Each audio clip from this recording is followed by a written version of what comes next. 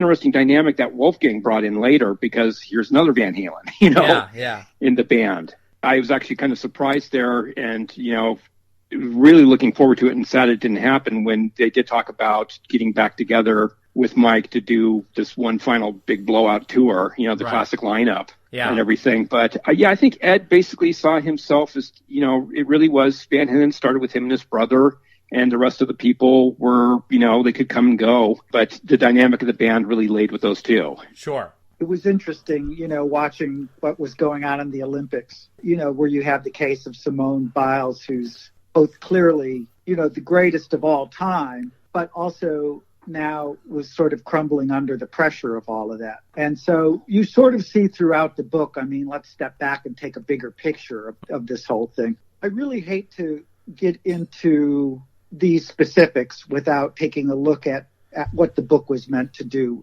in a larger sense. And the idea behind the book was to look at Ed's entire career and the evolution of him as a human being. You can go anywhere along that timeline and find a different Edward Van Halen. If you go back from the very beginning when he's a kid and look at it as an evolution, it all begins to make more sense. So, Chris has a point, right? Ed, if he was on a certain day, would look at it and say, why isn't anybody helping me? Mike Anthony doesn't do anything. Why does he deserve anything? And yet on another day, he would be like, oh, yeah, man, Mike is great. I'd love to have his help. I think you have to look at this bigger picture. I see what you're saying. Now, many fans cite, especially guitarists, Fair Warning as Van Halen's best. Do you think it's because Ed went full guns on that one, or do you think it was a timing thing? Why do you think Fair Warning is always looked at as Van Halen's best from a guitar standpoint? Well, I think I'd like to talk about that, because I feel the same way. That album is it's Ed's masterpiece. It was a crazy time for Ed. I think, for one thing, that they had just gotten into the cycle. Album, tour, album, tour, album, tour. And it was really starting to get to Ed a little bit. He was feeling a lot of pressure, but at the same time, he was really starting to embrace his role, the creativity. You look at those first Van Halen records, and they're pretty much all recorded the same, just pretty much wham, bam, thank you, ma'am.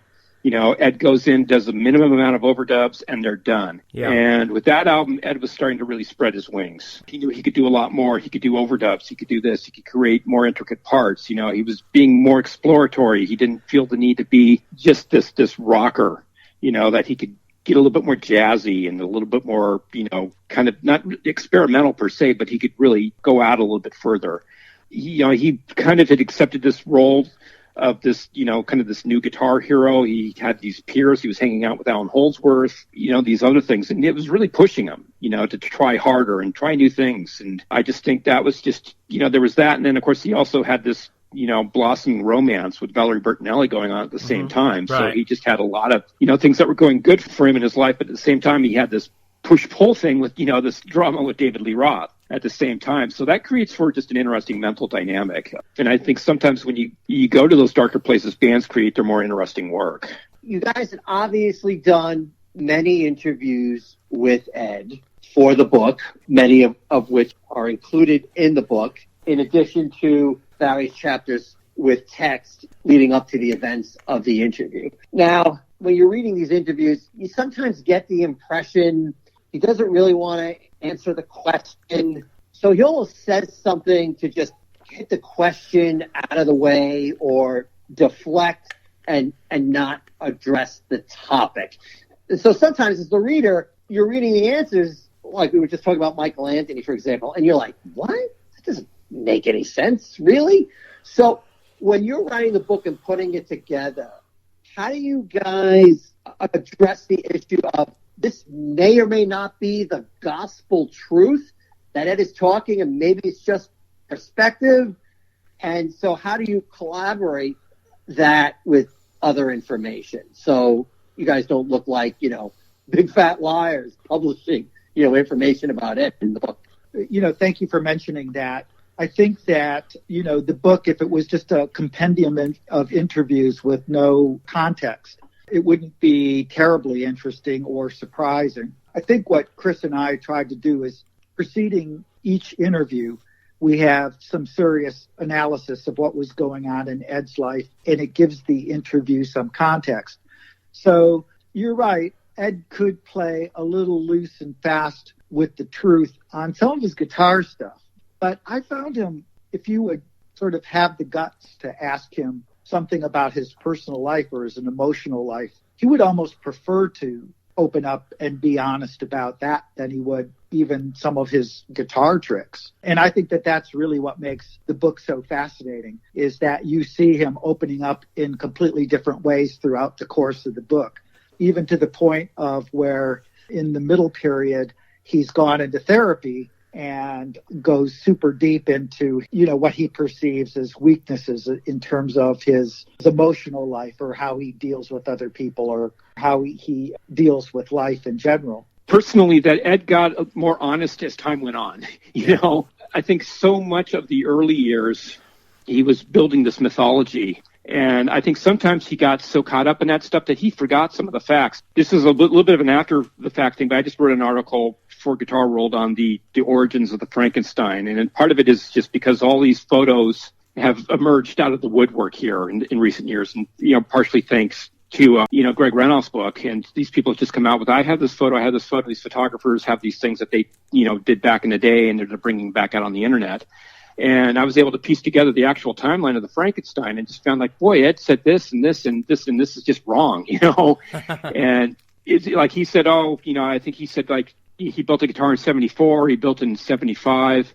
And then you come to find out that there's no possible way because Charvel wasn't stocking, wasn't having Lynn Ellsworth at Boogie Bodies make bodies for them until late 1976. There's this wonderful photo of Ed playing the Frankenstein without a finish, and it was taken in February of 1977, and that's all of a sudden it just starts to come together, So, but sometimes you had to take some of those stories that Ed told, especially because back in the day he was just weaving, this myth and trying to get people off his path a little bit.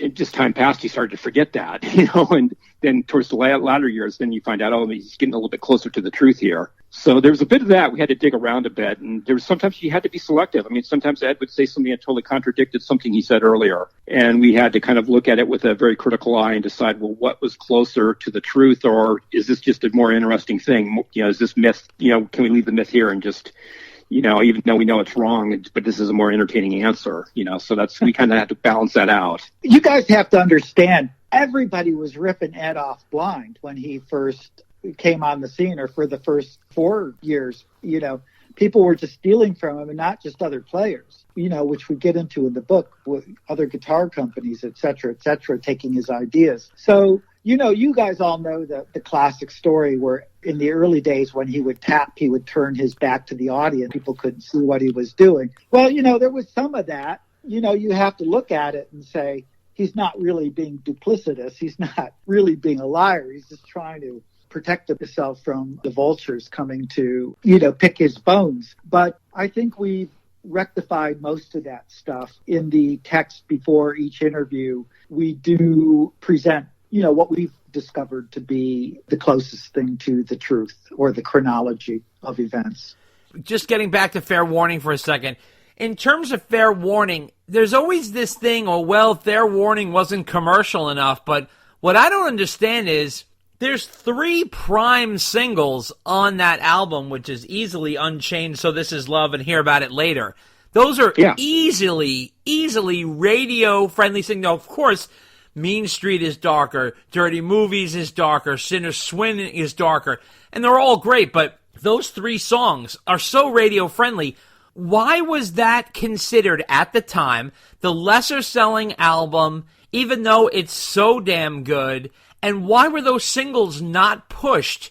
Was it some sort of like post-disco thing? Was it the new wave coming in 81? Or what was it that Warner Brothers wasn't really like working this album? Well, I can speak to that. I mean, I lived in L.A. at the time and, was a huge music fan, always been a huge music fan. It's funny to me because, I love Van Halen, but I was kind of lukewarm about Women and Children first. I mean, a great record, but I love the first album. Bought it the second day after it came out because I heard it on the radio the first day it came out. Sure. But, love Van Halen too. And Women and Children first, I felt was like more of the same. I think for a lot of the fans, they wanted more of the same. And I think that Fair Warning was just kind of a shift in a different direction, and a lot of people weren't really ready for it just yet. Van Halen was this modern semi-metal equivalent of the Beach Boys. They were a good time thing. Lots of girls loved Van Halen. I can tell you, as a teenager growing up in Southern California being a Van Halen fan, if you found a girl like Van Halen, that was like the best thing. Right. Right. And, of course. Fair Warning was really kind of, it was more of a guy album.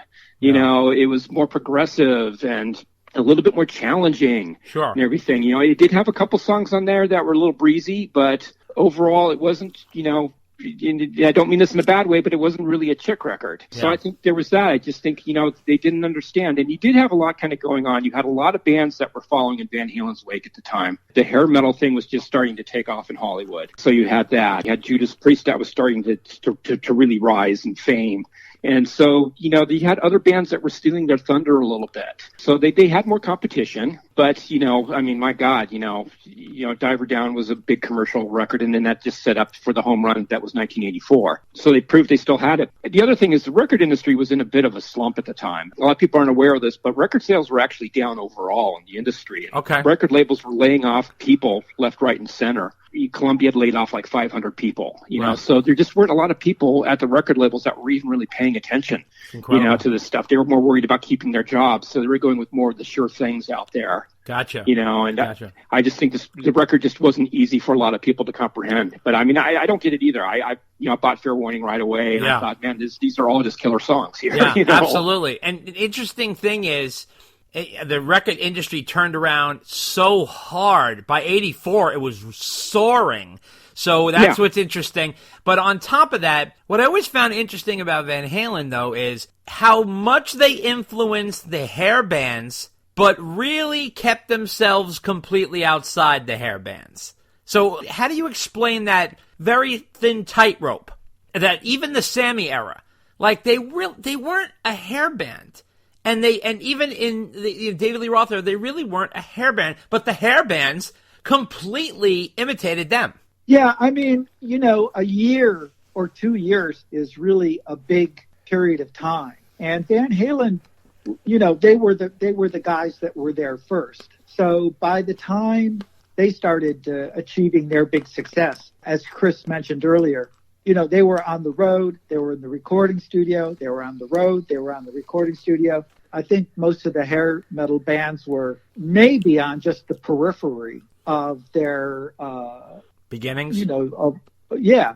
And it's interesting because in the book, in addition to speaking with Ed, we also do shorter interviews with a lot of people that were in the Van Halen orbit. And there are a couple of short interviews in there with Michael Anthony. And Mike basically said, look, we were more of children of the 70s. They were listening to Bad Company and Aerosmith and Montrose.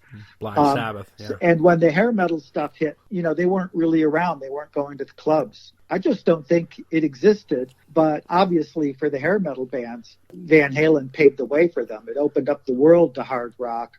And, they took their style notes from the success of Van Halen. It's interesting because I had a conversation recently with Kirk Hammett from Metallica, and he basically said the same thing happened to Metallica, was since they were the first guys to get signed, by the time the whole other thrash bands came behind them, they were just on the road. They weren't even looking over their shoulder. I think Van Halen's the same thing. Gotcha. So now there's also an interesting tete-a-tete with Ed and Ted Templeman in the book. We talk about a Fair Warning where, Ed kind of took a little more control, and then how he says that when they went to Diver Down, they went back to the old way, and Ted was more in control with the covers and this and that. And then he also said this quote. He says, when we started work on 1984, I wanted to ram it up Ted's poop chute and show him that we could make a great record without any cover tunes or do it our way. Diver Down was mostly Ted ramming it up my poop chute, going, here's how to make a record. 1984 was me ramming it back at Ted, saying, no, here's how you make a record. That's truly what happened. I just didn't want to do things the way Ted wanted us to do them. Do you think his battle was more with Ted than it was with Dave, and Dave just more sided with Ted? There was definitely a split in camps, and there was definitely Ted and David Lee Roth on one side, and there was Ed and Don Landy, the engineer,